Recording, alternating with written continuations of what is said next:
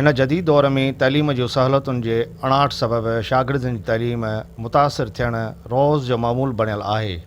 ठारूशा जे ॻोठ नवां तगर भरिसां स्कूल जी बिल्डिंग ज़ुबून हाल जी शिकार सबबि केतिरा ई शागिर्द खुले आसमान हेठि तइलीम पिराइण ते मजबूर आहिनि। उन हवाले सां शागिर्दनि उस्तादनि ऐं ॻोठाणनि एहतिजाज कंदे सिंध टीवी न्यूज़ सां कुझु हिन रीति वीचार वंडिया आहिनि। क्लास वठंदे चापड़ जेको अछिते या मथां अची किरिया, ॿारनि में तमामु घणो भाॼ पइजी वियो। के ॿार काॾे भॼी विया, के काॾे किन वञी घर पेरेंट्स खे ॿुधायो।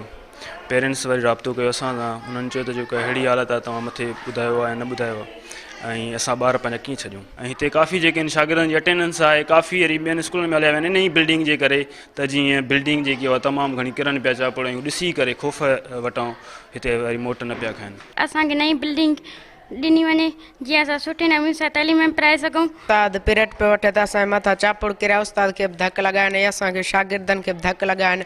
महिरबानी करे असांजे स्कूल नओं ठाराए ॾिनो वञे। काफ़ी चक्कर असां ऑफिसरनि साहबनि खे टीओ खे अर्ज़ु कयो आहे त भाउ असांखे बिल्डिंग ॾिनी वञे या असांखे हिनखे मरामत कराए ॾिनी वञे। काफ़ी चक्कर छोकिरा ज़ख़्मी थिया आहिनि, उनखे धक लॻा आहिनि, उनजी थोरी घणी मलम पटी कराए असां वरी उनखे छॾियो आहे। बिल्डिंग जेका हुआ सा तमामु 25-30 साल पुराणी बिल्डिंग आहे ऐं उनजी हालत तमामु ज़बून थी विया।